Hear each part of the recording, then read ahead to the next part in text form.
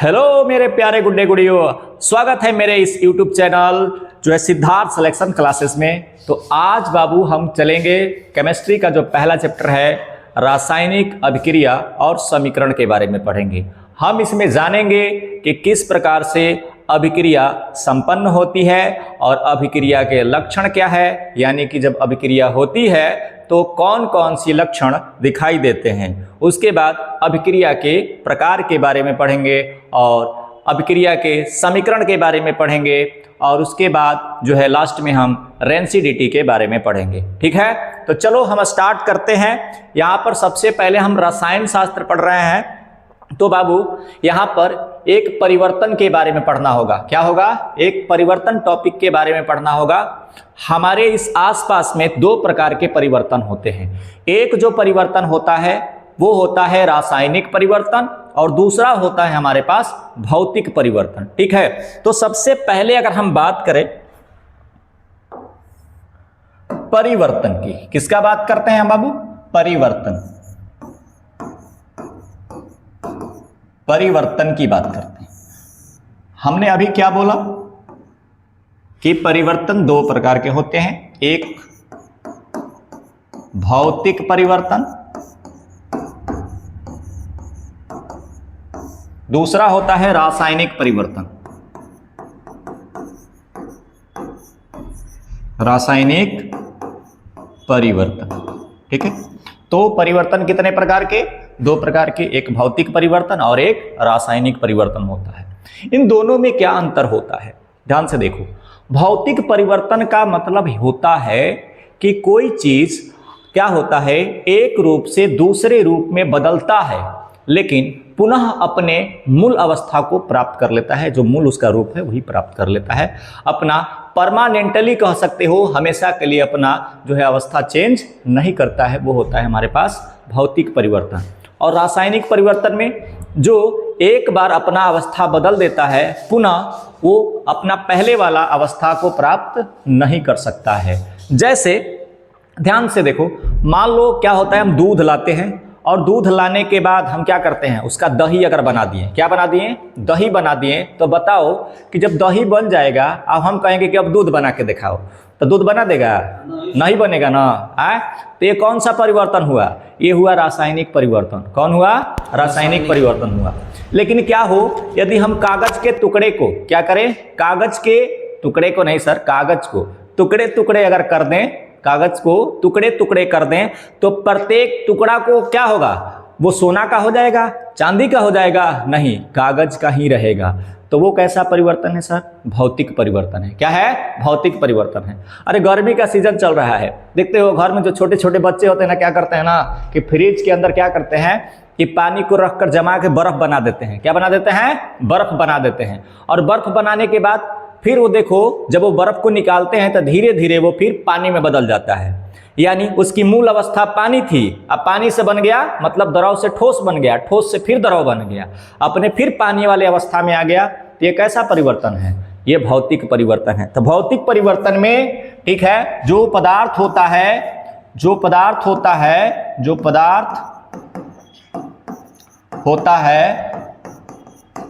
वह अपनी मूल अवस्था का त्याग नहीं करता है। ठीक है, मूल अवस्था का त्याग नहीं करता है। जबकि इसमें क्या होता है कि इसमें पदार्थ अपनी मूल अवस्था का त्याग कर देता है।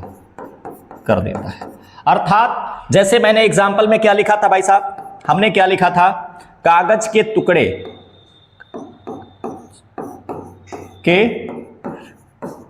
टुकड़े, ठीक है, या लकड़ी के टुकड़े, या आप कह सकते हो पानी से बर्फ बनना। पानी से क्या बनना बाबू? बर्फ। ओहो, पानी से बर्फ बनना, ठीक है, ये सारे के सारे जो एग्जाम्पल है वो है भौतिक परिवर्तन। रासायनिक परिवर्तन में क्या है बाबू? दूध से दही बनना, दूध से दही बनना, ठीक है। और क्या है? और हमारे पास है लोहे में जंग लगना, लोहे में जंग लगना, लोहे में क्या लगना बाबू? जंग लगना, जंग लगना, ठीक है। हिंदी पर मेरे जब लिख रहा हूं तो ध्यान देना है, बातों पर भी ध्यान देना है, ठीक है। और क्या हो सकता है? ईंधन का जलना, ईंधन लिख देना, ईंधन का जलना, ठीक है। ये सारे के सारे क्या है हमारे पास बाबू? ये है हमारे पास रासायनिक परिवर्तन।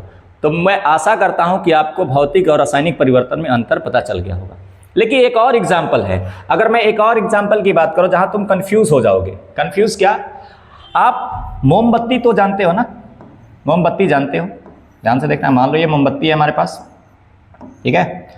तो जब मोमबत्ती को हम जलाते हैं, मोमबत्ती को जलाते हैं तो इसका जो वैक्स है कह सकते हो, तो ये जो हमारे पास ठोस अवस्था में है ये पिघलने लगता है, और पिघल पिघल कर कहाँ गिरता है? नीचे इकट्ठा होने लगता है, इस तरह से गिर गिर के नीचे इकट्ठा होने लगता है।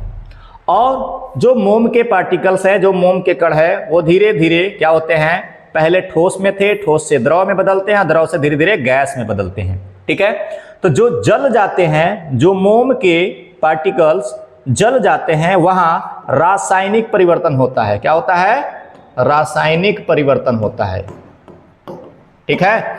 लेकिन जो ये पिघला हुआ रूप है, देखो ना, छोटे छोटे हम लोग थे तो दिवाली के दिन क्या करते थे कि मोमबत्ती को जला देते थे, और सुबह जब उठते थे तो जो पिघला हुआ जो बचा हुआ था उसको हम लोग इकट्ठा करके फिर से मोमबत्ती बना देते थे। यानी कि ये जो पिघला हुआ रूप है ये मोम ही है, कोई दूसरा रूप में परिवर्तित नहीं हुआ है। तो ये हो गया भौतिक परिवर्तन। क्या हो गया? भौतिक परिवर्तन, ठीक है। तो मोमबत्ती को जलने में दो प्रकार की परिवर्तन होती है। क्या? एक भौतिक परिवर्तन और एक रासायनिक परिवर्तन। कब रासायनिक परिवर्तन होगा, कब भौतिक परिवर्तन होगा बाबू? हमने दोनों समझा दिया, ठीक है। अब हम अपने किताब के मेन टॉपिक पे चलते हैं, रासायनिक अभिक्रिया के बारे में, ठीक है। तो चलो आते हैं, देख लो, यहां पर देखते जाओ क्या है। रासायनिक अभिक्रिया यानी केमिकल रिएक्शंस की बात कर रहा है बाबू। केमिकल रिएक्शंस क्या होता है? सुनो, जब कोई पदार्थ अकेले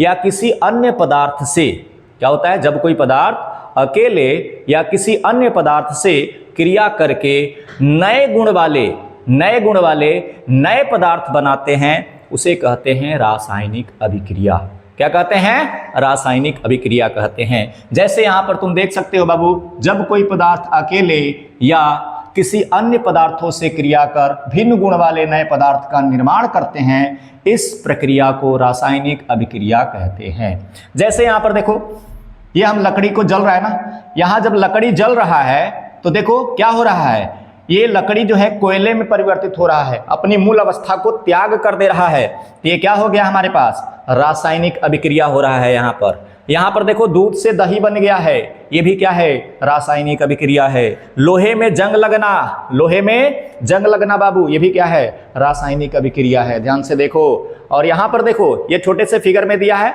हम इसको समझाएंगे कि ये मैग्नीशियम रिबन को जला रहा है। किसको जला रहा है? मैग्नीशियम रिबन को। देखो मैग्नीशियम रिबन क्या होता है? मैग्नीशियम रिबन एक फीते की तरह होता है। क्या होता है? एक फीता होता है, मिलता है, फीते के रूप में मिलता है। जब इसको बाबू हम क्या करते हैं? जलाते हैं। क्या करते हैं? जब हम जलाते हैं ना, तो ये क्या होता है? ये ब्राइट व्हाइट की तरह, यानी कि कह सकते हो उजला कलर में जलता है। किस कलर में? उजला कलर, यानी श्वेत कलर में जलता है। किस कलर में? उजला में जलता है। क्या होता है? इसका जो फ्लेम होता है उजली कलर का होती है, यानी कि इसका ब्राइटनेस ज्यादा होता है, ठीक है। यानी कि इसकी ब्राइटनेस अब ज्यादा होता है, यानी कि ये उजली कलर के रूप में जलता है। आगे ध्यान से देखना कि जब ये जलता है ना, तो इसके साथ में होता है ऑक्सीजन। क्या होता है? ऑक्सीजन की उपस्थिति में जलता है। और मैग्नीशियम रिबन यानी कि Mg की बात कर रहा है। तो जब मैग्नीशियम को ऑक्सीजन की उपस्थिति में जलाया जाता है तो बनता है मैग्नीशियम ऑक्साइड। क्या बनता है? Magnesium oxide. तो ये कौन सी अभिक्रिया हुआ भाई साहब? रासायनिक अभिक्रिया। कौन सा अभिक्रिया हुआ? रासायनिक अभिक्रिया हुआ। ठीक है, तो इसे कहते हैं मैग्नीशियम, इसे कहते हैं ऑक्सीजन। और ये जो बन गया, ये बन गया मैग्नीशियम नीशियम ऑक्साइड। क्या बन गया बाबू? Magnesium oxide. और इसका नेचर क्या होता है सर? यह अम्लीय होता है कि क्षारीय होता है? तो याद रखना यह क्षारीय होता है। आगे वाले चैप्टर में हम पढ़ेंगे। कौन से वाले में भाई साहब? अम्ल क्षार लवण में ये क्षारीय प्रकृति का होता है। और जब इसको तुम क्या करोगे, अगर पानी के अंदर डाल दोगे तो क्या होता है? ये अम्ल का क्या बन जाता है? हमारे पास क्षार बन लेता है, सॉरी नहीं, क्षार बन जाता है। ठीक है, ये क्षारीय है तो क्या बन जाएगा? तो याद रखिएगा, जब भी धातु हो, क्या हो बाबू? धातु के ऑक्साइड हो, धातु का ऑक्साइड हो, तो वो जब पानी के अंदर डालते हैं तो क्षार बनता है। अगर अधातु के ऑक्साइड है तो उसको डालने के बाद क्या बनता है भाई साहब? अम्ल का निर्माण होता है। तो आगे वाले चैप्टर में हम पढ़ेंगे। ठीक है, इसको बैलेंस कर लेना भाई साहब। अगर 2 है तो यहाँ पे लिख लेना 2 और यहाँ पर डालना 2MgO। ठीक है, तो ये था हमारा मैग्नीशियम रिबन। ठीक है, कोई दिक्कत यहाँ तक? मैग्नीशियम रिबन को जलाना भी एक प्रकार का क्या है? रासायनिक अभिक्रिया है। किस कलर में जलता है? तो व्हाइट कलर में जलता है। किस कलर में? व्हाइट, ब्राइट व्हाइट कलर में जलता है। ठीक है, कोई दिक्कत? और ये जो पाउडर राख बचता है ना, इस पाउडर को ही जलाने के बाद इस प्लेट में ध्यान से देखो, देखो इस प्लेट में देखो, इस प्लेट में जो व्हाइट कलर का बचा है ना, इसी को कहते हैं, व्हाइट पाउडर को, मैग्नीशियम ऑक्साइड। क्या कहता है? Magnesium oxide. एक और यहाँ पर है श्वसन भी। श्वसन एक प्रकार का क्या है भाई साहब? ये भी रासायनिक अभिक्रिया है। ठीक है, तो भोजन का पचना, श्वसन, दूध से दही बनना, लोहे पर जंग लगना, मैग्नीशियम रिबन का जलना, क्या है? मैग्नीशियम रिबन को जलना, ये भी क्या है? हमारे पास रासायनिक अभिक्रिया है। नेक्स्ट, अब हमारे पास आता है सर कि रासायनिक अभिक्रिया के लक्षण क्या है सर? कैसे पता चलेगा कि रासायनिक अभिक्रिया हो रहा है? तो जरूर, ये तो बहुत लाजमी सवाल है, बताना जरूरी है। सर देखो, जब भी रासायनिक अभिक्रिया होता है ना, तो हो सकता है कि कहीं गैस निकले। क्या हो सकता है? गैस निकल रहा हो, उससे भी पता चलता है कि रासायनिक अभिक्रिया हो रहा है। हो सकता है रंग में परिवर्तन। क्या हो सकता है? रंग में परिवर्तन हो सकता है, ताप में परिवर्तन हो सकता है, अवक्षेप बन सकता है। ठीक है, अवक्षेप बन सकता है। वही चीज यहां पर दिया हुआ है, रंग में परिवर्तन, ताप में परिवर्तन, गैस का निकलना, अवक्षेप बनना, अवस्था में परिवर्तन, ये सारे के सारे जो लक्षण है बाबू, वो रासायनिक अभिक्रिया को सूचित करता है कि नहीं रासायनिक अभिक्रिया हो रहा है। जैसे एक एग्जांपल तुम्हारे पास यहां पर दिया हुआ है, ध्यान से देखना, ध्यान से देखना। यहां पर तुम चाय जानते हो ना, बिना दूध वाला चाय जो होता है, ध्यान से देखो, इस प्रकार से दिखता है। लेकिन जब इसमें हम नींबू का रस डालते हैं तो धीरे धीरे ये जो कलर हटने लगता है, गायब होने लगता है और इस कलर का हो जाता है। और ज्यादा डालेंगे तो और ज्यादा इसमें से कलर गायब होगा। तो देखो, नींबू चाय के साथ, नींबू का रस जो है चाय के साथ अभिक्रिया करके देखो वो किस प्रकार से बना दिया। तो हम क्या कहेंगे कि नींबू का रस क्या है? चाय के साथ अभिक्रिया किया है, क्योंकि इसमें रंग का परिवर्तन हुआ है। दूसरा देखो, यहां पर एक चीज दिखा रहे हैं, यहां पर ध्यान से देखो, ये है, ये जो है बाबू, ये जो है, इसका नाम है पोटेशियम परमैंगनेट, यानी KMnO4। इसे कहते हैं पोटेशियम परमैंगनेट। यहां पर लिखा हुआ है, देखो ध्यान से, पोटेशियम परमैंगनेट कहते हैं। और ये गहरा गहरा बैगनी कलर की होती है। किस कलर की? बैगनी कलर की, बैगनी रंग की होती है। किस कलर की रंग की होती है? बैगनी रंग की होती है। आगे ध्यान से देखना कि जब इस बैगनी कलर में कह सकते हो, जब नींबू का रस डालते हैं, यानी पोटेशियम परमैंगनेट में क्या करते हैं, जब हम नींबू का रस डालते हैं तो क्या होता है, इसका रंग देखो पूरी तरह से बैगनी कलर जो है गायब हो जाता है। तो ये देखो, यहां भी ये क्या दर्शा रहा है कि रासायनिक अभिक्रिया हो रहा है। यहां पर मोमबत्ती का जलना, मैं पहले ही इसका एग्जाम्पल दे रहा हूं कि यहां भी ये भी क्या है, रासायनिक अभिक्रिया का उदाहरण है। और एक और एग्जाम्पल है, ध्यान से देखो, यहां पर कुछ एक व्यक्ति है, ये एक बीकर है, कह सकते हो परखनली। परखनली के अंदर ये क्या कर रहा है कि पानी है और पानी के अंदर जो है चूना डाल रहा है। क्या डाल रहा है? कैसा चूना डाल रहा है बाबू? तो वो चूना होता है बिना बुझा हुआ चूना। क्या होता है? बिना बुझा हुआ चूना होता है। अरे नहीं जानते हो जी? अरे गौवा में हम लोग क्या करते थे, पहले जो मिट्टी का घर हुआ करता था, पक्का का भी घर होता था, थोड़ा मोड़ा हमारे जमाने में कह रहे हैं, तो बड़ा बड़ा बाजार से इतना ढोका ढोका का चूना मिलता था, ढेला ढेला टाइप का, और लाकर और उसको जब पानी के अंदर डालते थे तो पनिया खौलने लगता था। क्या होता था? खौलने लगता था और पनिया गर्म हो जाता था। तो बताओ, जब तक हाथवा में ढोका लिए थे या पानिया में नहीं डाले थे तो क्या उतना गर्म हो गया था? नहीं ना। लेकिन जैसे ही हम पानी के अंदर डालते हैं तो एक गजब का रिएक्शन होता है और पनिया खोलने लगता है, पनिया गर्म हो जाता है और साथ में गैस भी निकलता है। तो देखो वो क्या दिखा रहा है कि चूना जो है पानी के साथ रिएक्ट किया, रिएक्ट करने के बाद गैस भी निकल रहा है और ताप में भी परिवर्तन हो गया। पहले ठंडा था, फिर क्या हो गया? गर्म हो गया। तो देखो वो चूना का सूत्र क्या होता है जो हम बाजार से लाते हैं बिना पानी में डाला हुआ चूना, उसका सूत्र होता है CaO। CaO यानी इसको कहते हैं कैल्शियम ऑक्साइड। क्या कहते हैं? कैल्शियम, सॉरी, इसको कहते हैं कैल्शियम। क्या कहते हैं? कैल्शियम। ओहो, इसको कहते हैं कैल्शियम, कैल्शियम ऑक्साइड।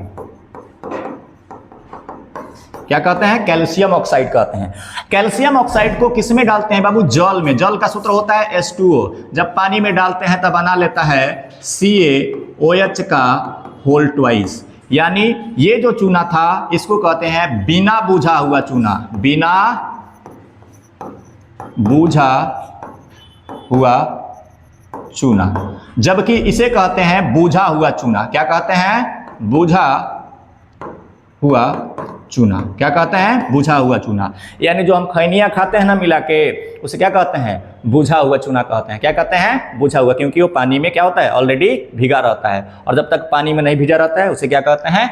बिना बूझा हुआ चूना कहते हैं। ठीक है। इसका और नाम है, एक और नाम है जिसे हम कहते हैं कली चूना। क्या कहते हैं?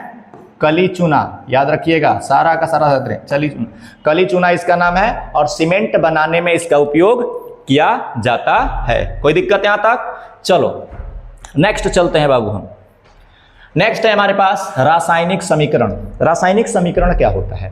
देखो बात यहां फंस गई, रासायनिक समीकरण का जरूरत क्यों पड़ गया हम बता रहे हैं। हुआ क्या ना कि जैसे अलग अलग देश है और अलग अलग देश का क्या है? अलग अलग भाषा है, और जब अलग अलग भाषा है तो लिखते भी होंगे अलग अलग तरीके से।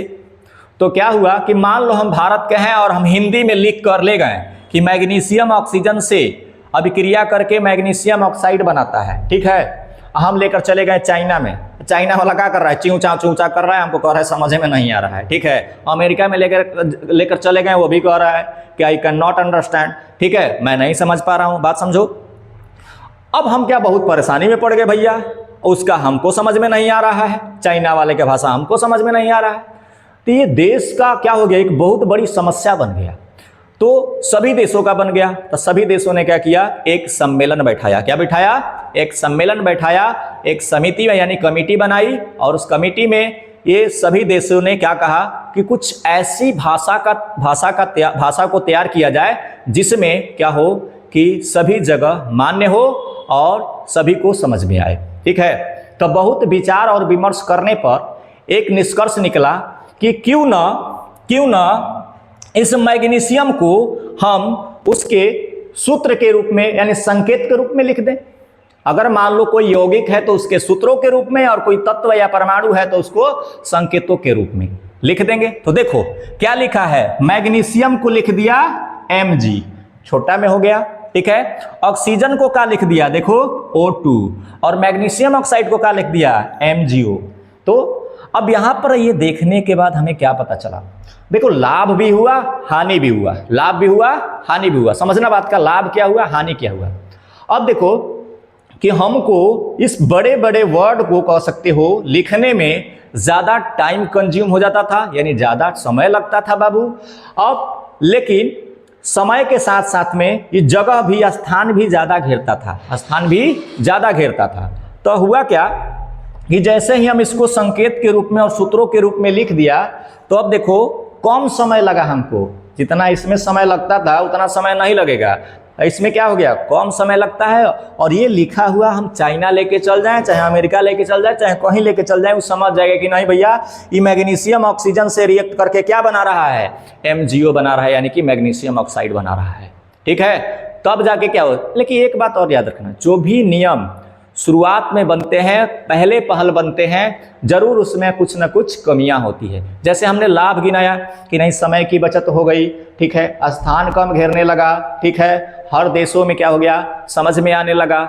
लेकिन साथ साथ में इसकी कमियां भी थी शुरुआती दौर में, ठीक है। शुरुआती दौर में क्या कमी थी बाबू, ध्यान से देखो। शुरुआती दौर में कमी क्या थी कि जैसे हम इसको लेकर अमेरिका चले गए, ठीक है, तो अमेरिका वाले ये तो देखे कि नहीं इसमें मैग्नीशियम है और ये ऑक्सीजन है, रिएक्ट किया, क्या बना लिया, MgO बना लिया, यानी मैग्नीशियम ऑक्साइड बना लिया। लेकिन क्या यह पता चल रहा है क्या कि सर इसको गर्म किए हैं कि जला कर किए हैं, कि ठंडे जगह पर इसका रिएक्शन करवाना है कि गर्म जगह कराना है, कैसे कराना है, कुछ पता चल रहा है? नहीं चल रहा है। और दूसरी बात जो है, इसकी अवस्था के बारे में पता नहीं चल रहा है। जैसे Mg क्या है, Mg ठोस है कि द्रव है कि गैस है, क्या है, इनकी अवस्था के बारे में भी पता नहीं चल रहा है कि किन दशाओं में हो रहा है वो भी पता नहीं चल रहा है, ठीक है। लेकिन इसको सुधारने के लिए कुछ ना कुछ देखो अब कैसे बनाया गया, थोड़ा सुधार किया गया। इसमें सुधार कैसे किया गया, जैसे लिखा है 2Mg, ठीक है, Mg के आगे लिख दिया गया S मतलब क्या, S का मतलब सॉलिड, क्या होता है, सॉलिड मतलब ठोस, समझ गए बाबू। L का मतलब लिक्विड, ठीक है, लिक्विड मतलब द्रव है। और G का मतलब क्या है, गैस, यानी कि गैस की बात कर रहा है। तो अगर मैं Mg के आगे यस लिखा हुआ है, इसका मतलब यह है कि जो मैग्नीशियम है वो ठोस है, क्या है, ठोस है। उसी तरह अगर O2 लिखा है और O2 के आगे G लिखा है, तो इसका मतलब क्या है बाबू, इसका मतलब ये है कि ये जो हमारे पास ऑक्सीजन है वो गैस है, क्या है, गैस है। अवस्था के बारे में बता रहा है। और एक और सिंबल होता है AQ, क्या होता है, AQ होता है, जिसे हम क्या कहते हैं, एक्वस कहते हैं, सॉल्यूशन कहते हैं, क्या कहते हैं, यानी विलयन कहते हैं, क्या कहते हैं, विलयन होता है, यानी एक्वस। जब दो या दो से अधिक चीज एक में मिला होता है उसे एक्वस सॉल्यूशन कहते हैं, क्या कहते हैं, एक्वस सॉल्यूशंस कहते हैं। कोई दिक्कत क्या, ठीक है। चलो नेक्स्ट अब चलते हैं हम, समझ में आ गया होगा लाभ और हानि क्या था। अब आता है कि सर रासायनिक अभिक्रिया में दो टर्म होता है, रासायनिक अभिक्रिया में दो टर्म होता है। अभी आपने पीछे क्या बताया, जैसे पीछे बताया आपने, मान लेते हैं कि कार्बन ऑक्सीजन की उपस्थिति में जलकर, ठीक है। अब देखो पीछे ये बताना भूल गए हैं कि ये देखो अगर मैं डेल्टा का साइन लगा दूं यहां पर तो क्या हो जाएगा, पता चल रहा है कि गर्म हो रहा है, क्या हो रहा है, जलाने पर, क्या हो रहा है, जलाने पर ये क्रिया हो रही है तो बन रहा है कार्बन डाइऑक्साइड गैस निकल रही है। उसी तरह अगर जिन भी दशाओं में अभिक्रिया संपन्न होगी, विद्युत के उपस्थिति में या सूर्य के प्रकाश की उपस्थिति में, तो यहाँ पर लिख दिया जाता है, ठीक है। और क्या, अगर उष्मा निकल रहा हो, उष्मा क्या हो रहा हो, निकल रहा होगा, तो इधर साथ में लिख दिया जाता है उष्मा, क्या लिख दिया जाता है, उष्मा लिख दिया जाता है। यदि गैस निकल रहा हो, यदि गैस, जैसे कि मान लेते हैं हम यहाँ पे लिख देते हैं इस प्रकार से, क्या लिखते हैं हम, Mg ना, इसी में लिख देते हैं carbon dioxide, carbon plus O2 और CO2। CO2 का है भैया, गैस है, तो गैस को कैसे दिखाते हैं, ऐसे गैस निकल रहा है और साथ में क्या है, उष्मा निकल रहा है। तो देखो जब गैस निकलेगा तो ऊपर की तरफ तीर होगा, अगर अवक्षेप बनेगा तो नीचे की तरफ तीर होगा। अवक्षेप भी बताएंगे कि आगे क्या होता है, ठीक है, सब्र करो, थोड़ा सब्र करो। अब इसमें सर एक चीज दिख रहा है, हमारे पास एक टर्म दिख रहा है कि अभिकारक क्या होता है और प्रतिफल क्या होता है। तो भाई जब बताना तो जरूरी है, तो याद रखना कि रासायनिक अभिक्रिया में तीर के इस साइड और इस साइड दो भाग होते हैं, और दोनों भाग में से जो हमारे पास ये दिख रहे हो ना, देखो क्या लिखा है, रासायनिक अभिक्रिया में भाग लेने वाले पदार्थ को अभिकारक कहते हैं। यानी जो रासायनिक अभिक्रिया में भाग लेते हैं उसे क्या कहते हैं, हम अभिकारक कहते हैं, क्या कहते हैं, अभिकारक कहते हैं। लेकिन अभिक्रिया के फलस्वरूप जो बनता है, अभिक्रिया के फलस्वरूप जो बनता है उसे हम क्या कहते हैं, प्रतिफल कहते हैं, क्या कहते हैं, प्रतिफल कहते हैं। जैसे ये हमेशा तीर निशान के बाईं ओर होते हैं, कौन, अभिकारक, कौन होते हैं, अभिकारक, जबकि यह तीर निशान के दाईं ओर होते हैं कौन, प्रतिफल। इसी को और क्या कहते हैं बाबू, इसी को कहते हैं उत्पाद, क्या कहते हैं? उत्पाद कहते हैं। अब ध्यान से देखना, अभी मैंने क्या लिखा था कि H2 प्लस यहां पर ले लेते हैं O2 मिलकर क्या बनाएगा? 2H2O, 2H2O बनाएगा। तो देखो हमने क्या बोला कि तीर के किधर? बाईं ओर, यानी इधर वाले भाग को बाबू जितना भी होंगे प्लस माइनस से जितने भी होंगे उसको कहते हैं अभिकारक। क्या कहते हैं? अभिकारक कहते हैं। और इधर वाले भाग को जो संपन्न होता है उसे कहते हैं प्रतिफल। क्या कहते हैं? प्रतिफल कहते हैं, या इसी को उत्पाद कहते हैं। क्या कहते हैं? उत्पाद। देखो रासायनिक अभिक्रिया में कौन भाग ले रहा है? हाइड्रोजन और ऑक्सीजन। तो जो रासायनिक अभिक्रिया में भाग ले उसे अभिकारक, और जो बने भैया अभिक्रिया के फलस्वरूप उसे कहते हैं प्रतिफल, और यह उत्पाद कहते हैं। ठीक है। अगर एक प्रतिफल है तो सीधा लिख देंगे, ठीक है। अगर एक से ज्यादा प्रतिफल है तो उसके बीच में क्या लगा देंगे? प्लस का चिन्ह। सेम काम उसी तरह के अभिकारक भी एक से अधिक होगा तो उसके बीच में लग जाएगा प्लस का चिन्ह लग जाएगा। कोई दिक्कत यहां तक? तो आपने अभिकारक और प्रतिफल के बारे में देख लिए, ठीक है। तो यहां पर देखो ध्यान से, यहां पर ये इधर वाले हाइड्रोजन और ऑक्सीजन क्या है? अभिकारक हैं, और इधर जो जल बना है भैया वो प्रतिफल है। कौन दिक्कत? ठीक है। मन लगा के पढ़ो बाबू, मन लगा के पढ़ो, ठीक है।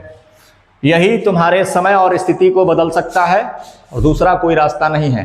अपने जो भी गरीबी से निकलना है, ऊंचा बढ़ना है, जाति पाति को भूलना है तो पढ़कर आगे बढ़ना है। भीमराव अम्बेडकर क्या बोले थे कि भैया तुम पढ़ लिख कर इतने बड़े आदमी बन जाओ कि तुमसे कोई जात पूछे ही नहीं, तुमसे कोई जात पूछे ही नहीं। तो इसके अलावा अपने दलदल से, गरीबी के दलदल से बाहर निकलने का कोई रास्ता नहीं है। तो इसलिए टाइम पास कहीं मत करो बाबू। टाइम पास करने से क्या होगा? टाइम निकल जाने के बाद फिर पछतावे के सिवा कुछ नहीं बचता है। माइंड में यही चलता है कि काश हमने तैयारी कर लिया होता, अच्छे से पढ़ लिए होते तो आज हमारा नौकरी हो गया होता और हम अपने माता पिता को सुखी से रख सकते थे, ठीक है। लेकिन जब समय निकल जाएगा, माता पिता का क्या हो जाएगा भैया? आप पैर काम करना, हाथ काम करना बंद कर देगा। तो उस समय आपका क्या है जो समझ में आएगा कि ना भैया अब कमाने निकलना है, अब हमारा समय निकल गया, अब हम पढ़ लिख नहीं सकते हैं। जाओगे वही कंपनी में जाके क्या करोगे भैया? कंपनी में जाकर वही 1000 रुपया 10,000 पर काम करोगे, 5,000 पर, अरे 4,000 भाड़े दे दोगे, खाने पीने में बचेगा क्या? उसी तरह गरीबी का गरीबी बना रहेगा। तुम्हारे आने वाला बच्चा भी उसी गरीबी में मर जाएगा। समझ जाओ इतना। चलो इधर देखो, संतुलन के आधार पर रासायनिक समीकरण दो प्रकार के होते हैं। ध्यान से देखो, एक होता है संतुलित रासायनिक समीकरण और एक होता है बाबू तुम्हारा असंतुलित रासायनिक समीकरण। रासायनिक समीकरण कितने प्रकार के होते हैं? दो प्रकार के, एक संतुलित रासायनिक समीकरण, एक असंतुलित रासायनिक समीकरण, ठीक है।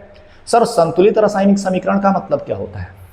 संतुलित रासायनिक समीकरण का मतलब यह होता है कि जो अभिकारक के तरफ जो परमाणु होते हैं और प्रतिफल के तरफ जो परमाणु होते हैं, दोनों तरफ के परमाणुओं की संख्या समान होती है। दोनों तरफ के परमाणुओं की संख्या समान होती है। यानी जैसे हाइड्रोजन अगर इधर 4 गो है तो इधर भी हाइड्रोजन 4 होना चाहिए। अगर ऑक्सीजन इधर 4 है तो इधर भी ऑक्सीजन 4 होना चाहिए। दोनों तरफ क्या होना चाहिए? अगर परमाणुओं की संख्या बराबर है तो वो संतुलित रासायनिक समीकरण कहलाएगा। जैसे देख लो यहां पर कितने हाइड्रोजन है, यहां पर मैं साफ लिख देता हूं कि 2H2 अब प्लस O2 मिलकर क्या बनाया? 2H2O। ध्यान से गिनो, 2 दूना कितने हो गए? हाइड्रोजन 4 हैं, ऑक्सीजन कितने हैं? 2 है। यहां पर भी गिनो, 2 2 जा, हाइड्रोजन कितने हैं? 4 है, और ये ऑक्सीजन के साथ गिरा होगा कितने हैं? 2 हैं। तो देखो दोनों तरफ बराबर हैं क्या? ऑक्सीजन हाइड्रोजन, हाँ बराबर हैं सर। तो बराबर हैं तो सीधा कह दो वो संतुलित रासायनिक समीकरण है। क्या है? संतुलित रासायनिक समीकरण है। दूसरा आता है हमारे पास असंतुलित रासायनिक समीकरण। असंतुलित रासायनिक समीकरण क्या होता है? सीधा से बोल दो कि रासायनिक अभिक्रिया में अभिकारक और प्रतिफल के परमाणुओं की संख्या बराबर नहीं होती है। उस समीकरण को हम क्या कहते हैं? रासायनिक समीकरण कहते हैं। वैसा समीकरण रासायनिक समीकरण जिसमें दोनों तरफ परमाणुओं की संख्या बराबर न हो, समान न हो, तो उसे हम कहेंगे असंतुलित रासायनिक समीकरण।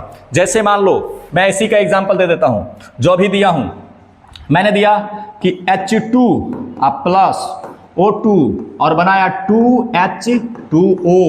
तो ध्यान से देखो, इधर हाइड्रोजन कितने हैं? 2। ऑक्सीजन कितने हैं? 2। यहां पर हाइड्रोजन कितने हैं? 4। ऑक्सीजन कितने हैं? 2। तो देखो यहां हाइड्रोजन 2 है और यहां हाइड्रोजन क्या है 4 है, यहां ऑक्सीजन 2 है, यहां ऑक्सीजन तो बराबर है लेकिन हाइड्रोजन क्या है बराबर नहीं है, इसलिए यह क्या है असंतुलित रासायनिक समीकरण है। लेकिन हमें जब भी समीकरण लिखेंगे संतुलित रासायनिक समीकरण लिखेंगे। सर क्यों, ऐसा क्यों जरूरी है सर? जैसे वैसे नहीं लिख सकते हैं? नहीं लिख सकते हो। क्यों नहीं लिख सकते हो? क्योंकि एक नियम है, तुम्हें पता है, द्रव्यमान संरक्षण का नियम। द्रव्यमान संरक्षण का नियम, द्रव्यमान संरक्षण का नियम क्या कहता है बाबू? कहता है कि द्रव्यमान को ना तो बनाया जा सकता है और ना ही नष्ट किया जा सकता है, बस एक रूप से दूसरे रूप में परिवर्तित किया जा सकता है। उसे कहते हैं द्रव्यमान संरक्षण का नियम। यानी कि अभिक्रिया के पहले जो द्रव्यमान था अभिक्रिया के बाद भी उतना ही द्रव्यमान रहना चाहिए। ठीक है, तो इसीलिए अगर बराबर परमाणु होंगे तो द्रव्यमान भी क्या होगा? बराबर होगा। तो याद रखिएगा द्रव्यमान संरक्षण के नियम से क्या होते हैं, इसे हमें संतुलित करना पड़ता है उसकी वजह से। चलिए आगे चलते हैं हम। सर संतुलित कैसे करेंगे? अभी जो आप बताए थे साइड में देखो, संतुलित करने के लिए हम क्या करेंगे, एक अलग से स्पेशल वीडियो बनाकर तुम्हें अपलोड कर देंगे 10-15 मिनट का, उसमें देख लेना। बहुत सारे एग्जाम्पल भी हम करा देंगे ताकि तुमको अच्छे से समझ में आ जाएगा। ठीक है, चलो आगे वाला टॉपिक पे चलते हैं। रासायनिक समीकरण लिखने का नियम। देखो भैया कुछ नहीं, ज्यादा कुछ भी नियम नहीं है। तुमको पता है ना कि सर रासायनिक समीकरण में एक तीर होता है जो बताने का काम करता है कि रासायनिक अभिक्रिया इस साइड से इस साइड हो रहा है। जिधर भाई मुंह होगा एरो का उधर क्या होगा कि रासायनिक अभिक्रिया इस साइड से उस साइड हो रही है। अब इस साइड उस साइड क्या होता है? इस साइड होता है अभिकारक और इस साइड होता है प्रतिफल होता है। ध्यान से देखना। अब क्या बोल रहा है, हमने बोला था ना कि रासायनिक अभिक्रिया में तीर के बाईं तरफ बाबू हम क्या लिखते हैं? अभिकारक को लिखते हैं। क्या लिखते हैं? अभिकारक के लिखते हैं, जबकि तीर के दाईं तरफ हम प्रतिफल को लिखते हैं। दूसरा क्या है कि यदि अभिकारक एक से अधिक है तो उसके बीच में प्लस का चिन्ह लगा दिया जाता है। उसी तरह अगर प्रतिफल भी एक से अधिक है तो प्लस लगा कर लिख देते हैं। वही चीज यहां पर दिया गया है। अभिकारकों के संकेतों को समीकरण के बाईं ओर लिखते हैं। अभिकारक के संकेतों के बीच प्लस का धनात्मक का चिन्ह लगाते हैं। कब लगाते हैं? जब एक से अधिक होगा तब। क्या होगा? जब एक से अधिक होगा तब। ठीक है, होगा तब लगाते हैं। उसी तरह प्रतिफल के संकेतों को समीकरण के दाहिनी ओर लिखी जाती है और प्रतिफल के संकेतों के बीच धनात्मक चिन्ह लगाते हैं। कब? जब एक से अधिक होगा तब। अभिकारक और प्रतिफल को अलग करने वाले स्थान पर तीर का निशान लगा दिया जाता है जो बताता है कि अभिक्रिया किस दिशा से किस दिशा की तरफ हो रही है। ठीक है, चलो नेक्स्ट आगे आता है हमारे पास रासायनिक अभिक्रियाओं के प्रकार। यही हमारे चैप्टर के सबसे बड़े जान है। ठीक है, इसी को तो पढ़ना है हमें। रासायनिक अभिक्रियाओं के प्रकार के बारे में पढ़ना है। कौन कौन से प्रकार हो सकते हैं? जैसे संयोजन अभिक्रिया और क्या है? वियोजन अभिक्रिया। वियोजन अभिक्रिया को ही अपघटन अभिक्रिया के नाम से जाना जाता है। उसके बाद और आता है विस्थापन अभिक्रिया, द्विविस्थापन अभिक्रिया, ऊष्माक्षेपी अभिक्रिया, ऊष्माशोषी अभिक्रिया, अवकरण अभिक्रिया या अपचयन अभिक्रिया कह सकते हो। अवकरण को ही हम कहते हैं अपचयन, ऑक्सीकरण को ही कहते हैं उपचयन, रेडॉक्स अभिक्रिया और एक और अभिक्रिया होती है वो है अवक्षेपण अभिक्रिया। क्या होती है? अवक्षेपण अभिक्रिया। आइए हम बारी बारी से एक एक अभिक्रियाओं के बारे में जानते हैं। चलो सबसे पहला अभिक्रिया बाबू, सबसे पहला अभिक्रिया हमारे पास क्या है वो ध्यान से देखो। सबसे पहला जो हमारे पास अभिक्रिया है वो है संयोजन। क्या लिखा हुआ है? संयोजन अभिक्रिया। नाम से थोड़ी नाम से पकड़ने की प्रयास करो। संयोजन क्या नाम है? संयोजन। संयोजन का मतलब होता है जुटना। क्या होता है? जुटना। बताओ जुटना क्या होता है? जुटना। यानी कह रहा है कि दो या दो से अधिक अभिकारक जुटकर केवल एक प्रतिफल का निर्माण करते हैं तो उसे कहते हैं संयोजन अभिक्रिया।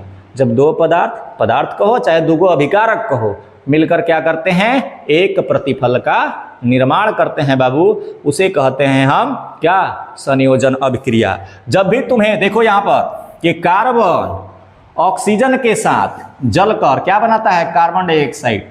तो यहां पर एक ही प्रतिफल है। क्या है? एक प्रतिफल है। ध्यान से देखो, यानी बाबू दो से क्या बन रहा है? एक हो रहा है। दो से एक, यानी इधर अगर एक प्रतिफल देखने को मिल जाए तो आंख मूंद कर मार दो कि नहीं, ये संयोजन अभिक्रिया है। क्या है? संयोजन अभिक्रिया है। समझ में आया क्या बात? संयोजन अभिक्रिया। उसी तरह यहां पर है कि कैल्शियम ऑक्साइड, यहां पर जल, और ये कैल्शियम हाइड्रोक्साइड। ये क्या है? कैल्शियम। इसका नाम याद रखना भाई साहब, कैल्शियम। ठीक है, कैल्शियम हाइड्रोक्साइड ऑक्साइड। क्या नाम है? हाइड्रो ऑक्साइड नाम है। कैल्शियम हाइड्रोक्साइड कहते हैं। और इसी को पता है ना क्या कहते हैं? बुझा हुआ चूना। क्या कहते हैं? बुझा हुआ चूना का सूत्र है। जानते हो ये क्या करता है? हमने बताया था ना कि पानी के अंदर घोल देते हैं कौन सा चूना? ये कली चूना, यानी कैल्शियम ऑक्साइड। इसी को कहते हैं बिना बुझा हुआ चूना। तो जब पानी के अंदर डाल देते हो तो बुझ जाता है ना। जब बुझ जाता है तो उसको हम घोल के क्या करते हैं? देवलवा पर या दीवार पर गांव के क्या करते थे? हम पेंट कर देते थे। क्या करते थे? जब पेंट कर देते थे, ध्यान से देखो, तो जब हम पेंट करते थे और गीला रहता था तब तो अच्छे से उजला उजला दिखाई नहीं देता है। अच्छे से लगता है कि नहीं, उतना उजला नहीं है। लेकिन जैसे जैसे वो सूखते जाता है वैसे वैसे उसकी चमक बढ़ती जाती है। ऐसा क्यों होता है सर? ऐसा इसलिए होता है बाबू कि जब इस हम कैल्शियम हाइड्रोक्साइड को, यानी कि बुझा हुआ चूना को जब हम दीवार पर मारते हैं तो साथ में उसका पानी होता है। साथ में क्या होता है? पानी होता है। अब क्या होता है कि जो कैल्शियम हाइड्रोक्साइड है, यानी बुझा हुआ चूना है, हमारे वायुमंडल में कार्बन डाइऑक्साइड प्रेजेंट होता है, उसके साथ रिएक्शन करता है। क्या करता है? उसके साथ रिएक्शन करता है और पानी को क्या करता है? बाहर छोड़ देता है। जब रिएक्शन करता है तो उसके अंदर, दीवार के अंदर संगमरमर का गुण आ जाता है। क्या जाता है? संगमरमर का गुण आ जाता है, जिससे दीवार क्या होती है? चमकने लगती है। जैसे CaO, अभी हम बताया है ना कि CaOH का होल ट्वाइस, यानी कि बुझा हुआ चूना किसके साथ बाबू करता है? कार्बन डाइऑक्साइड के साथ करता है। तो क्या बना लेता है? CaCO3 अब प्लस H2O क्या करता है? बाहर निकाल देता है। प्लस H2O क्या करता है? बाहर निकाल देता है। सॉरी, यहां पर CO3 होगा, CaCO3 होगा, जिसका नाम है कैल्शियम कार्बोनेट नाम है। और यही क्या है? संगमरमर का सूत्र है। संगमरमर का सूत्र है। क्या है? संगमरमर का सूत्र है। इसी की वजह से वो ज्यादा व्हाइट दिखने लगता है, चमकने लगता है। कोई दिक्कत यहां तक? तो कहता है कि दीवार की सफेदी में किसका यूज किया जाता है? तो याद रखिए भाई, क्या है? बुझे हुए चूने का। किसका? बुझे हुए चूने का इस्तेमाल किया जाता है। किसका? बुझे हुए चूने का। अब इंग्लिश में नहीं बताएंगे भाई, कौन क्विक लाइम है, कौन स्लैक लाइम है, बता देते हैं, चलो कोई बात नहीं। याद रखिएगा, CaO को कहते हैं क्विक लाइम। क्या कहते हैं? Quick lime. ठीक है। और CaOH के होल ट्वाइस को कहते हैं स्लैक्ड लाइम। क्या कहते हैं? Slaked lime. याद रखिएगा, क्या कहते हैं? स्लैक्ड लाइम कहा जाता है। तो इस बात को ध्यान रखिएगा। तो संयोजन अभिक्रिया आपको समझ में आया? 2 से 1 प्रतिफल का निर्माण हो रहा है। अब आते हैं हमारे पास जो दूसरा रिएक्शन है बाबू, जो दूसरा रिएक्शन है वो है हमारे पास वियोजन अभिक्रिया, और इसी को हम कहते हैं अपघटन अभिक्रिया। क्या कहते हैं? अपघटन अभिक्रिया। याद रखिएगा, क्या रखते हैं? इसी को हम अपघटन अभिक्रिया कहते हैं। कोई दिक्कत यहां तक? अब सर ये क्या होता है? संयोजन माने जुटना, तब वियोजन माने टूटना। संयोजन माने जुटना, तब वियोजन माने क्या हो गया? टूटना। यानी जस्ट इसका अपोजिट कर दो, जस्ट इसका अपोजिट कर दो, ये पलट दो इसको, तो ध्यान से देखोगे तो क्या दिखेगा कि सर यहां पर दिख रहा है हमारे पास एक अभिकारक। क्या दिख रहा है? एक अभिकारक। ठीक है। जब एक अभिकारक टूटकर दो या दो से अधिक प्रतिफलों में विभक्त हो जाता है, टूट जाता है, तो उसे कहते हैं हम वियोजन अभिक्रिया। क्या कहते हैं? वियोजन। यानी जब किसे एक से दो हो जाता है, क्या हो जाता है? एक से दो हो जाता है, वो क्या है? वियोजन। भाई एक है, दो भागों में बट गया तो क्या हो गया? टूट गया, वियोजन हो गया उसका, ठीक है। तो उसे क्या कहेंगे? वियोजन अभिक्रिया कहेंगे। तो वही बोला है, वह रासायनिक अभिक्रिया जिसमें एक अकेला अभिकारक टूटकर दो या दो से अधिक छोटे और नए उत्पाद बनाते हैं, इसे अपघटन अभिक्रिया के नाम से भी जाना जाता है। तो याद रखिएगा। सर वियोजन जो अभिक्रिया होता है, हो सकता है क्या अलग अलग जो है अवस्थाओं में ब्रेक होता हो? हाँ सर, जैसे गर्म करने पर भी टूटता है, विद्युत इलेक्ट्रिसिटी से भी टूटता है, यानी कि विद्युत ऊर्जा से भी टूटता है, और साथ में प्रकाशीय ऊर्जा से भी टूटता है। तीनों का एग्जाम्पल, यानी कह सकते हो वियोजन अभिक्रिया मतलब अपघटन अभिक्रिया तीन प्रकार की होती है। सॉरी, कितने प्रकार की? तीन प्रकार की होती है। हाथों पर अच्छे से ध्यान देना, ठीक है। कितने प्रकार की होती है? तीन प्रकार की होती है। अब देखो नेक्स्ट की बात करते हैं हम। नेक्स्ट है हमारे पास ऊर्जा के स्रोत के आधार पर वियोजन अभिक्रिया कितनी प्रकार के बताए हैं बाबू? तीन प्रकार के होते हैं। देखो, एक उष्मीय ऊर्जा, एक विद्युत वियोजन, ठीक है, और एक हो गया प्रकाशीय वियोजन, ठीक है। ये तीन प्रकार से हो गया। यानी जो गर्म करने पर जलाने पर टूट जाए, जो गर्म करने या जलाने पर टूट जाए, वो क्या है? उष्मीय वियोजन। और जिसमें विद्युत धारा प्रवाहित किया जाए, अगर विद्युत से टूट जाए तो विद्युत वियोजन, और जो प्रकाश की सहायता से टूट जाए यानी सूर्य के प्रकाश से टूट जाए, उसे कहेंगे हम प्रकाशीय वियोजन कहेंगे। ध्यान से देखो, उष्मीय वियोजन, यहां पर देखो ध्यान से, अगर देखा जाए यहां पर लिखा है कैल्शियम कार्बोनेट। जब कैल्शियम कार्बोनेट को गर्म करते हैं, ये गर्म का चिन्ह है, जब गर्म करते हैं बाबू तो कैल्शियम ऑक्साइड, इसका मैंने नाम पहले पीछे लिख दिया है, कैल्शियम ऑक्साइड और कार्बन डाइऑक्साइड गैस का निर्माण करता है। तो देखो ध्यान से, एक से दो बना लिया तो क्या है? वियोजन अभिक्रिया। कौन सी वियोजन अभिक्रिया? तो देखो इस पर लिखा है, क्या है? उष्मीय वियोजन, गर्म करने से टूट रहा है। दूसरा है विद्युत धारा। जब विद्युत धारा प्रवाहित करते हैं, देखो जो पानी होता है ना, तब पानी का सूत्र होता है H2O, यानी हाइड्रोजन और ऑक्सीजन से मिलकर बना होता है।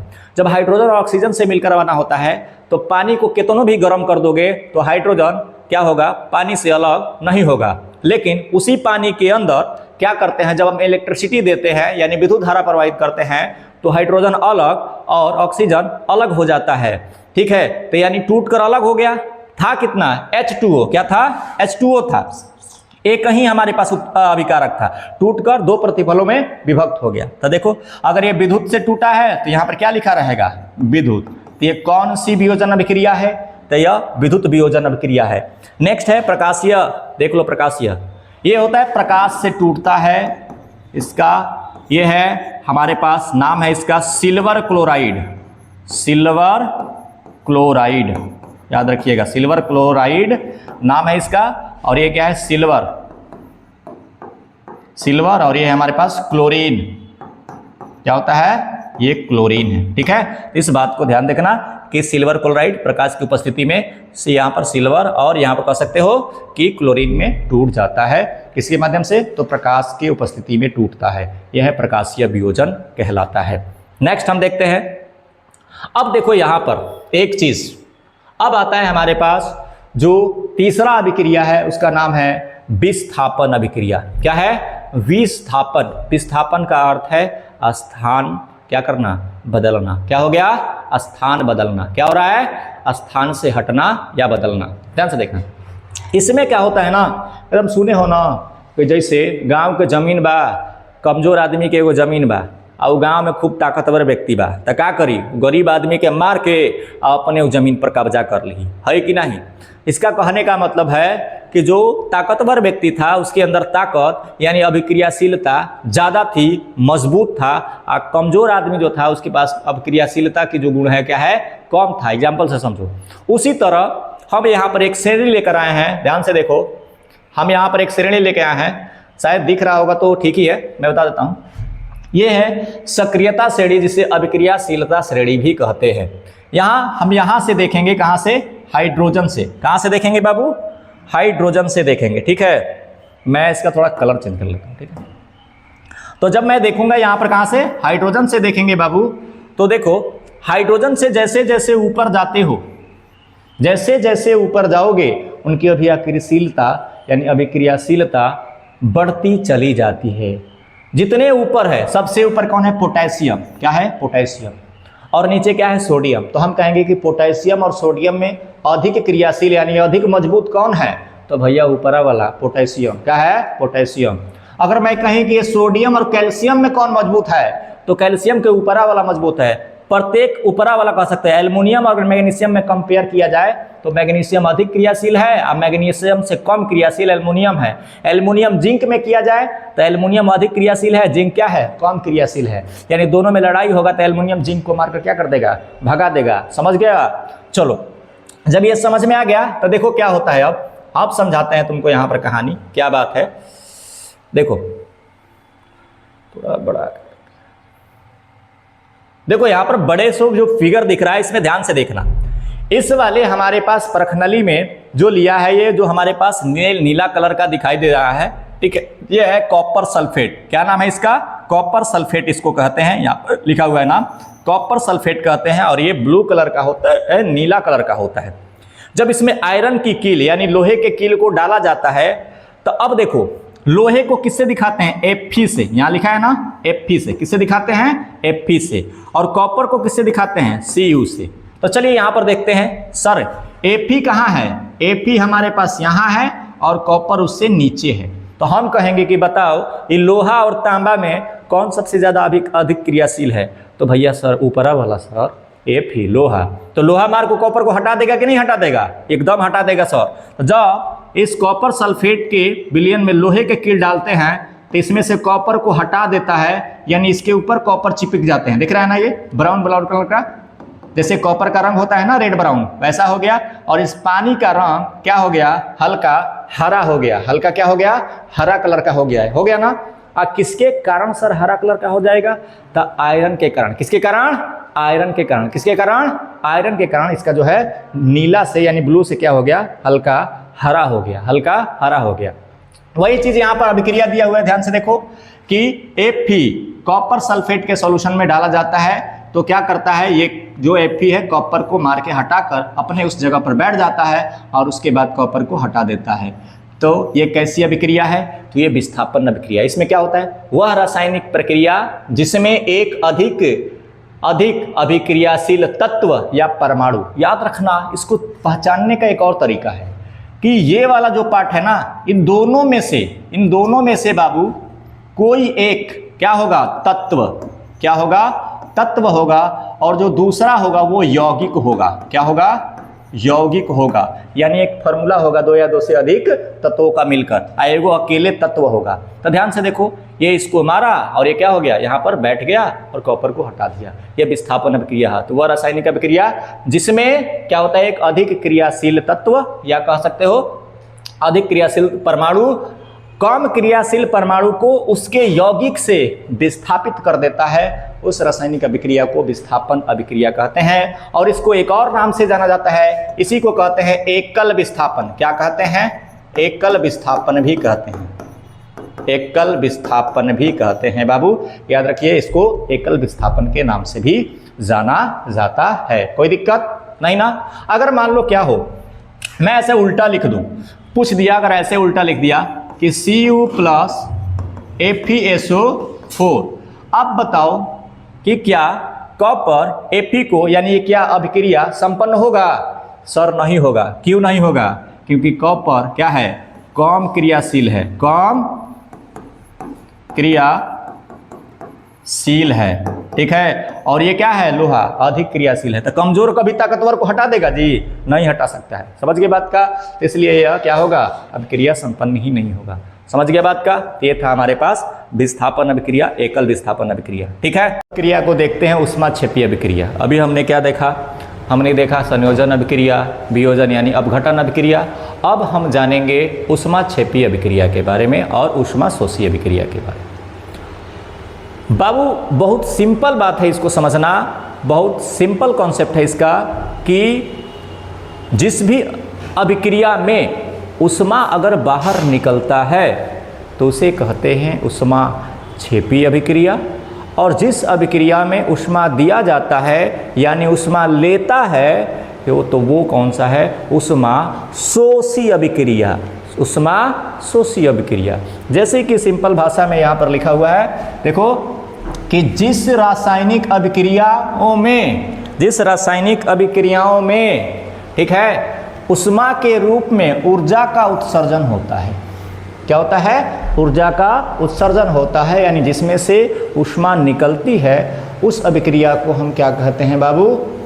ऊष्मा क्षेपी अभिक्रिया कहते हैं। और दूसरा, जिसमें ऊष्मा का अवशोषण हो, क्या हो? ऊष्मा का अवशोषण हो, उसे ऊष्मा शोषी अभिक्रिया कहते हैं। जैसे यहाँ पर एक एग्जाम्पल देखो कि अगर मैं क्या करूँ, मीथेन गैस को जलाऊंगा, मीथेन गैस को अगर जलाया जाएगा तो इसमें से साथ में क्या निकलेगा बाबू? ऊष्मा।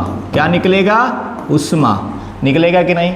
हाथ जल जाएगा भाई साहब, इतना ऊष्मा निकलेगा। ठीक है, तो पहचानने का क्या ट्रिक है कि नहीं ये ऊष्मा शोषी है कि क्या है? ऊष्मा क्षेपी है। तो याद रखना, बिहार बोर्ड में कभी पूछता है तो अगर तीर के यानी प्रतिफल के तरफ, प्रतिफल की तरफ क्या हो? ऊष्मा लिखा हुआ हो तो वो क्या है? हमारे पास ऊष्मा क्षेपी अभिक्रिया है। लेकिन यदि क्या हो? अभिकारक की तरफ ऊष्मा लिखा हुआ है तो वो क्या है? ऊष्मा जो है शोषी अभिक्रिया है। सिंपल सी बात है, जिस अभिक्रिया में ऊष्मा निकलता है ऊष्मा क्षेपी और जिसमें अवशोषण होता है लेता है उसे ऊष्मा शोषी अभिक्रिया कहते हैं। जैसे एग्जाम्पल यहाँ पर देखो, यहाँ पर CO2 6H2O। भाई साहब ये किसके? प्रकाश लेता है। क्या लेता है यहाँ पर? एक मिनट, क्या लेता है? प्रकाश की उपस्थिति में संपन्न होता है। प्रकाश, सूर्य की प्रकाश। तो सूर्य का प्रकाश क्या है? एक ऊर्जा है, एक ऊष्मा है, उसको लेता है। क्या करता है? कैलोरोफिल के द्वारा लिया जाता है, पढ़े हो ना बायोलॉजी में। तो क्या होता है? यहाँ पर ऊष्मा का अवशोषण हो रहा है, इसलिए यह जो अभिक्रिया है किस अभिक्रिया का एग्जाम्पल है? तो ऊष्मा शोषी अभिक्रिया का उदाहरण। ठीक है, कोई भी दिक्कत हो, अगर डाउट हो तो कमेंट में जो है आप अपने डाउट को जरूर लिखें ताकि मैं उसे दोबारा आपको बता सकूं। ठीक है, चलिए नेक्स्ट चलते हैं। अब आता है बाबू हमारे पास, देखो, ऑक्सीकरण अभिक्रिया और दूसरा है अवकरण अभिक्रिया। ठीक है, ये दो चीज़ है, बहुत सिंपल सी फंडा है, इसके लिए भी बहुत आसान है। ऑक्सीकरण, ऑक्सीकरण का मतलब होता है कि कोई तत्व है, परमाणु है, उसमें जाकर ऑक्सीजन का जुटना। ऑक्सीजन का जुटना क्या कहलाता है? ऑक्सीकरण। और उसका जस्ट विपरीत हाइड्रोजन का निकलना। ऑक्सीजन जुटना, हाइड्रोजन निकलना। ऑक्सीजन जुटना, हाइड्रोजन निकलना, ये क्या कहलाता है? ऑक्सीकरण अभिक्रिया कहलाता है। देखो यहाँ पर मैग्नीशियम है और मैग्नीशियम में क्या जुट रहा है? ऑक्सीजन जुट गया यहाँ पर। तो इसमें क्या हुआ? कौन सी अभिक्रिया है? तो बाबू ऑक्सीकरण अभिक्रिया है। कौन सा है? ऑक्सीकरण अभिक्रिया है। जस्ट इसके विपरीत अगर हम बात करें, कौन से? अवकरण अभिक्रिया की बात करें, उल्टा बोलो, हाइड्रोजन का जुटना, ऑक्सीजन का निकलना। हाइड्रोजन का जुटना, ऑक्सीजन का निकलना अवकरण अभिक्रिया कहलाता है। तो देखो यहाँ H2 है और Cl2 के साथ जुटकर HCl बना लिया, यानी क्लोरीन के साथ हाइड्रोजन जुट गया, तो बाबू इसे हम क्या कहेंगे? अवकरण अभिक्रिया कहेंगे। सर इसमें ऑक्सीजन तो दिख नहीं रहा निकलती हुई, ऐसा जरूरी नहीं है। ठीक है, कोई एक चीज़ भी दिखे तो उसको भी क्या, उसके आधार पर अपने अभिक्रिया की पहचान कर लेना है। याद रखना, ऑक्सीकरण को ही उपचयन कहते हैं। इसी में कन्फ्यूजन हो जाता है कि उपचयन और अपचयन। अ है यहाँ पर उ है, तो उपचयन ऑक्सीकरण को दर्शाता है और अपचयन अवकरण अभिक्रिया को दर्शाता है। कोई दिक्कत? यह भी आपको समझ में आ गया होगा अच्छी से। ठीक है, कोई दिक्कत? चलिए नेक्स्ट है बाबू हमारे पास रेडॉक्स अभिक्रिया। सर रेडॉक्स अभिक्रिया क्या होती है? तो याद रखना, बाकी जितने भी अभिक्रिया है ना, जैसे ऑक्सीकरण और अवकरण अभिक्रिया, जिस अभिक्रिया में ऑक्सीकरण और अवकरण अभिक्रिया साथ साथ होती है उस अभिक्रिया को हम रेडॉक्स अभिक्रिया कहते हैं। यानी कहने का मतलब, एक में से ऑक्सीजन निकले और एक में ऑक्सीजन जाके जुटे। एक में से ऑक्सीजन निकलेगा, जब किसी एलिमेंट यानी परमाणु या तत्व से ऑक्सीजन निकलता है तो उसे हम क्या कहते हैं, अवकरण अभिक्रिया, और जिसमें जाके जुटता है उसे ऑक्सीकरण अभिक्रिया कहते हैं। जैसे एक एग्जाम्पल देखो यहाँ पर जो हमारे पास कॉपर ऑक्साइड यानी क्यूप्रिक ऑक्साइड जो है हाइड्रोजन के साथ करके यहाँ पर कॉपर और H2O का निर्माण कर रहा है। तो इसके साथ में आप देखो क्या है, ऑक्सीजन है, लेकिन ऑक्सीजन क्या हुआ, ध्यान से देखो, ऑक्सीजन यहाँ निकल गया। तो बताओ, ऑक्सीजन निकल रहा है तो यहाँ पर क्या हुआ बाबू, अवकरण। क्या हो गया, अवकरण हो गया। और हाइड्रोजन में ऑक्सीजन जाके जुट गया तो क्या हो गया, ऑक्सीकरण। क्या हो गया, ऑक्सीकरण हो गया। तो बताओ बाबू, यहाँ पर अवकरण और ऑक्सीकरण दोनों क्रियाएं संपन्न हो रही है, तो ये कौन सी अभिक्रिया है, रेडॉक्स अभिक्रिया है। कौन सी है, रेडॉक्स अभिक्रिया है। कोई दिक्कत यहाँ तक नहीं ना, ठीक है। चलो अब इसको पढ़ने के बाद अब देखते हैं एक और अभिक्रिया का एग्जाम्पल ले लेते हैं। एक अभिक्रिया है हमारे पास जो बताने वाले हैं, अवक्षेपण अभिक्रिया। अवक्षेपण अभिक्रिया, अवक्षेपण अभिक्रिया, ठीक है। प्रेसिपिटेट रिएक्शंस इसे कहा जाता है इंग्लिश में, ठीक है। अवक्षेपण अभिक्रिया है। ध्यान से देखना बाबू, इसे क्या होता है कि वैसी रासायनिक अभिक्रिया, ठीक है, जो संपन्न होने के फलस्वरूप, यानी संपन्न जब हो जाती है तो जो भी प्रतिफल बनता है उस प्रतिफल में एक अलग से अघुलनशील, यानी कि घुलने वाला नहीं, एक अलग से वेस्ट पदार्थ कह सकते हो या कोई भी पदार्थ कह सकते हो, वो अलग से एक ठोस पदार्थ उस विलयन से, उस सॉल्यूशन से क्या होता है, अलग हो जाता है और नीचे पेंदी में बैठ जाता है। उसे हम क्या कहते हैं, उसे कहते हैं अवक्षेप। क्या कहते हैं, अवक्षेप कहते हैं। और उस अभिक्रिया को अवक्षेपण अभिक्रिया कहा जाता है, ठीक है। यहाँ पर लिखेंगे कि वैसी रासायनिक अभिक्रिया, वैसी रासायनिक अभिक्रिया जिसमें अभिक्रिया के फलस्वरूप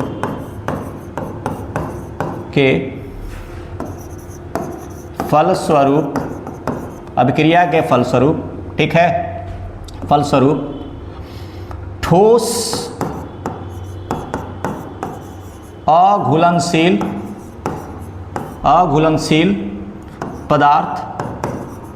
पदार्थ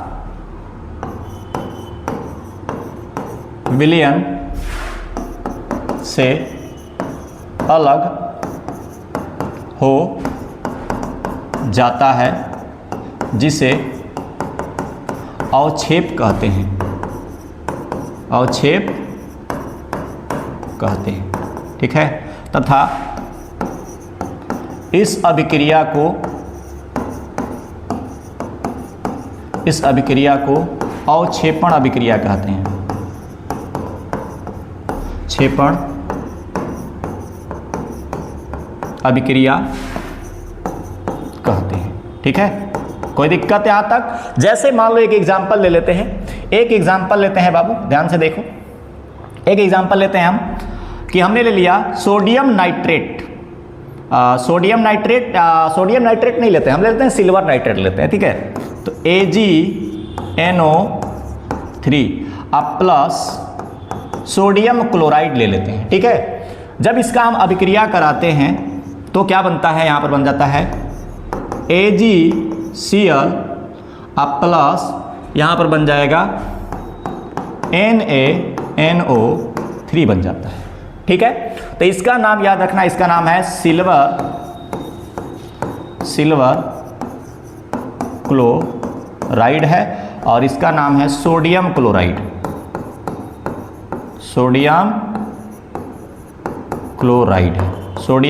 है और इसका नाम है सिल्वर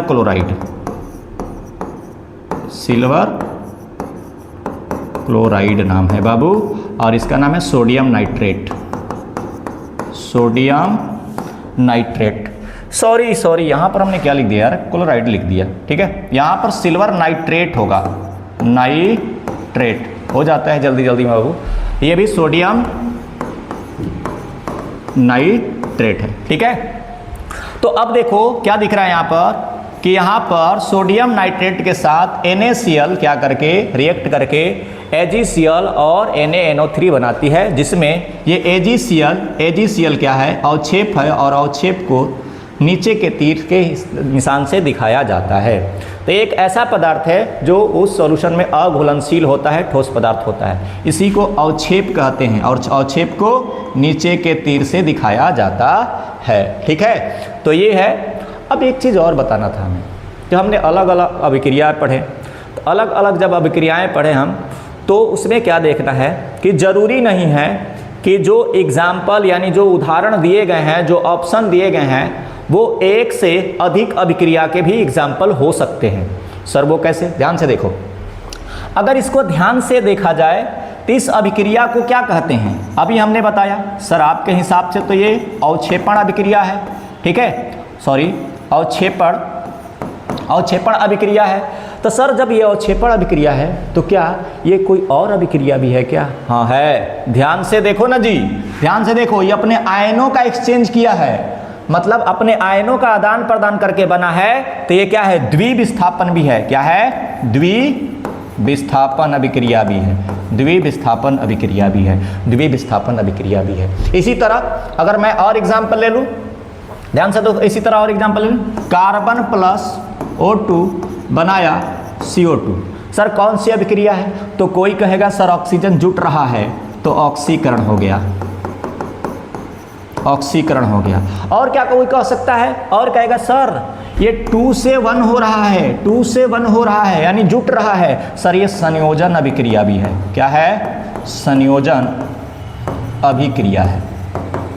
ठीक है, तो सर कैसे पहचानेंगे? ऑप्शन में रहेगा। अब क्या करेंगे, हम इस लास्ट टॉपिक के बारे में पढ़ेंगे, जो है हमारे पास दैनिक जीवन में इसका उपयोग क्या है, रासायनिक अभिक्रियाओं का यानी ऑक्सीकरण का बारे में हम पढ़ेंगे। ठीक है, दैनिक जीवन में ऑक्सीकरण अभिक्रिया का प्रभाव क्या है बाबू? सुनो, यहाँ पर सबसे पहला जो प्रभाव है वो देखने को मिलता है विकृत गंधिता, यानी रेंसिडिटी के बारे में पूछ रहा है। सर रेंसिडिटी क्या होता है? रेंसिडिटी क्या होता है? जैसे कह रहा है यहाँ पर वासा युक्त या तैलीय खाद्य पदार्थ, ठीक है, उपचयन होने पर क्या है, उनके स्वाद और गंध में परिवर्तन आ जाता है, इसे हम कहते हैं विकृत गंधिता। और विकृत गंधिता का मेन कारण है ऑक्सीकरण। क्या है? ऑक्सीकरण है। जैसे देखते नहीं हो हमारे खाने गर्मी के दिनों में जो क्या होता है, दूध है चाहे मतलब दाल है, जो भी खाना है वो क्या होता है, खट्टा हो जाता है, खराब हो जाता है। तो क्या हो जाता है, उसके साथ ऑक्सीजन रिएक्ट करके उसको ऑक्सीकृत कर देता है, जिससे उसके भोजन में क्या होता है, मतलब कहने का मतलब स्वाद में क्या होता है, परिवर्तन आ जाता है बाबू, यानी खराब लगने लगता, खट्टा लगने लगता है। कहते हैं कि अरे भैया ये खराब हो गई बा, बसिया गई बा। ठीक है, तो क्या होता है वो, उसे कहते हैं विकृत गंधिता। ठीक है, तो सर इसका मेन कारण तब तो ऑक्सीजन हुआ। हाँ बाबू, ऑक्सीजन हुआ। तो अगर ऑक्सीजन को हम उससे नहीं मतलब छूने देंगे उस भोजन को, क्या भोजन सुरक्षित रहेगा? हाँ, सुरक्षित रहेगा भोजन। ध्यान से देखो कैसे। पहले यहाँ पर देखो, चिप्स का खराब हो जाना, ये भी हमारा क्या है, विकृत गंधिता है। देखो रोटी, ताजा रोटी कुछ इस प्रकार से दिखता है, लेकिन जब ये खराब हो जाता है, जब ये खराब हो जाता है बाबू, तो देखो इस पे क्या होता है, भूकुड़ी टाइप का लग जाता है। जैसे हमनी तरफ क्या बोलनी चाहिए, भूकुड़ी लग गई, फूफूद लग गया है। ठीक है, तो क्या कहते हैं, ये खराब हो गया है। उसी तरह देखो, ताजा हमारे पास एक सामान, ये क्रीम जो दिख रहा है, उसके बाद ये मक्खन देखो कैसा हो गया है, एकदम ऐसे तेलौंस टाइप का पिघल रहा है, खराब। खाने में भी क्या होगा, बहुत बेकार लगेगा, स्वाद एकदम बिगड़ जाएगा। इसी को कहते हैं विकृत गंधिता। तो विकृत गंधिता का मतलब क्या होता है बाबू, तो वासा और तैलीय पदार्थ, ठीक है, क्या होते हैं, यानी जो भोजन है ऑक्सीजन के संपर्क में आने के बाद ऑक्सीकृत होकर क्या होता है, खराब हो जाता है, अर्थात उनके स्वाद क्या होते हैं, बहुत बेकार हो जाते हैं, खराब हो जाते हैं, जिससे हम क्या करते हैं, उनका गंध भी आने लगता है। उसे कहते हैं विकृत गंधिता कहते हैं। सर इसको कैसे रोक सकते हैं, आओ बताते हैं। देखो यहाँ विकृत गंधिता से बचाव, कैसे बचाव कर सकते हैं। तो सर विकृत गंधिसा से बचाव के लिए हम क्या करते हैं, अलग से एंटीऑक्सीडेंट भी मिला सकते हैं। एंटीऑक्सीडेंट, एंटी का मतलब क्या होता है, ऑक्सीजन का दुश्मन, ऑक्सीजन का दुश्मन, एंटीऑक्सीडेंट, ठीक है, ऑक्सीजन का दुश्मन। एंटीऑक्सीडेंट में देखो यहाँ पर क्या क्या है, हमारे पास क्या क्या है, यहाँ पर नींबू है, ठीक है, या विटामिन ई ऐड कर सकते हैं, या एसिटिक एसिड, एसिटिक एसिड जो होता है जिसका 5 से 6% जो सॉल्यूशन होता है वाटर के अंदर डालने पर विनेगर बन जाता है, वो भी। और यहाँ पर देखो कैसे कैसे बचाव कर सकते हैं। एक तो होता है एंटीऑक्सीडेंट यानी प्रतिऑक्सीकारक, दुश्मन ऑक्सीजन का। दूसरा है खाना यानी वायुरुद्ध डिब्बे में बंद करके। तो सर पहले एंटीऑक्सीडेंट हमें समझाइए। जैसे हम लोग अचार डलाता है ना जी घर में, तो जब अचार डलाता है तो उसमें नमक मिलाते हैं, तेल मिलाते हैं। अगर हम नमक या तेल नहीं मिलाएंगे तो वह अचार 2 दिन में ही महकने लगेगा, क्या हो जाएगा, सड़ जाएगा। लेकिन नमक और तेल मिला देने की वजह से उसमें से ऑक्सीजन का संपर्क टूट जाता है, और ऑक्सीजन का संपर्क टूटने से अचार लंबे समय तक, महीनों तक चलता रहता है।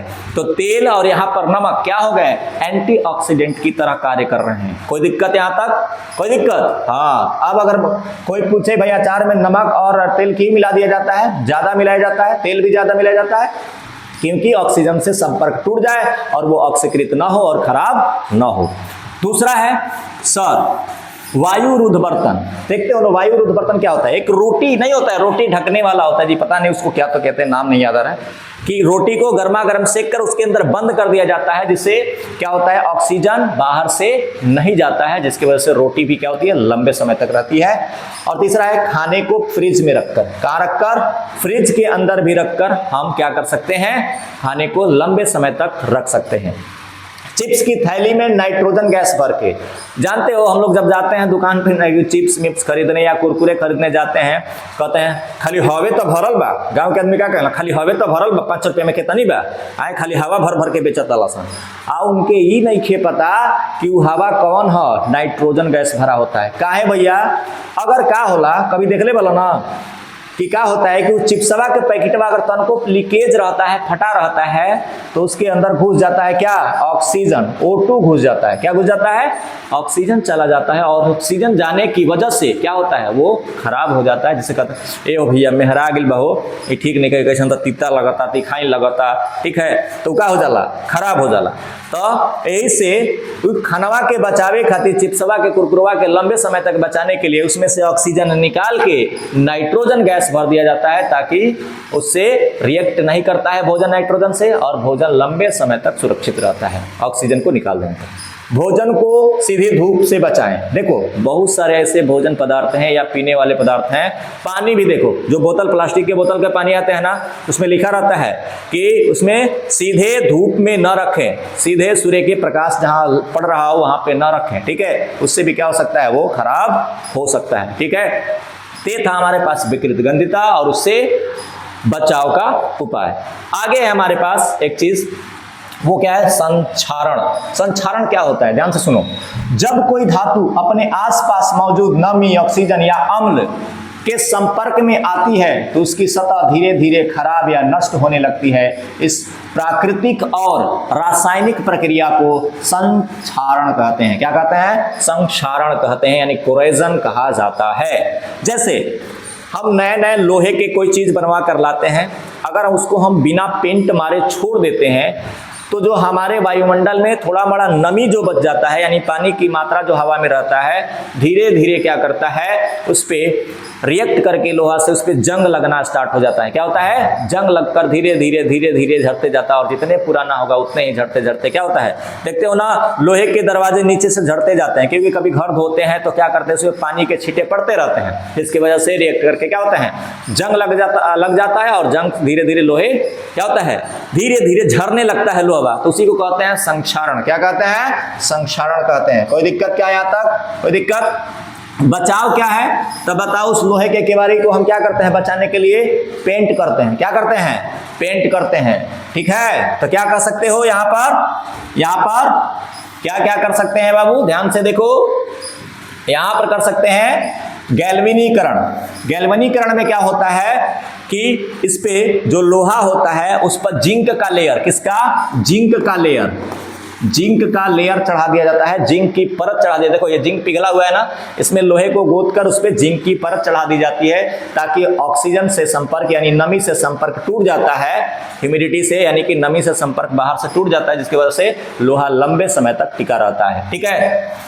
इलेक्ट्रोप्लेटिंग या विद्युत लेपन करके, विद्युत लेपन करके भी किया जा सकता है। देखो ये विद्युत लेपन है कॉपर सल्फेट के विलयन में, कॉपर सल्फेट पढ़े ना रसायन में कि कॉपर सल्फेट के विलयन में लोहे के कील डाल देने पर जब उसमें विद्युत धारा प्रवाहित की जाती है तो सारा कॉपर निकलकर उस कांटी पर बैठ जाता है, तो कांटी कैसा हो जाता है, कॉपर की तरह दिखने लगता है, तो वो भी होता है हमारा इलेक्ट्रोप्लेटिंग होता है।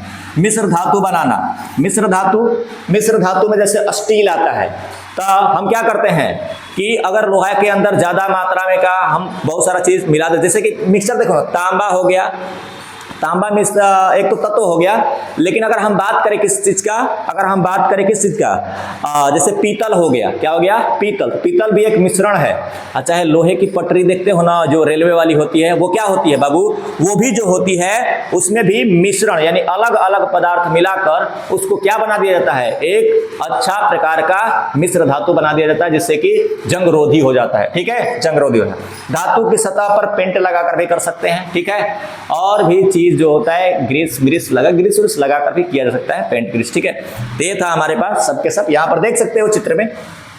ठीक है, यहां पर देख सकते हो ये पटरी है, यहां इलेक्ट्रोप्लेटिंग हो रहा है, या यहां पर देखो मिश्र धातु बनाया जाता है, इसमें स्टेनलेस स्टील, कांसा, यहाँ पर निकेल, सब के सब मिलाकर बनाया जाता है, एक मिश्र धातु बनाया जाता है, जैसे कि यहाँ पर मिलकर मिश्र धातु बन गया। ये भी, इससे भी क्या होता है, जो स्टेनलेस स्टील बना है वो क्या है, देखो स्टील पे जंग लगता है, नहीं लगता है, क्योंकि इसमें क्या होता है, कुल मिलाकर बनाया जाता है, कांसा, निकेल, सब लोहा सब मिलाकर बनाया जाता है।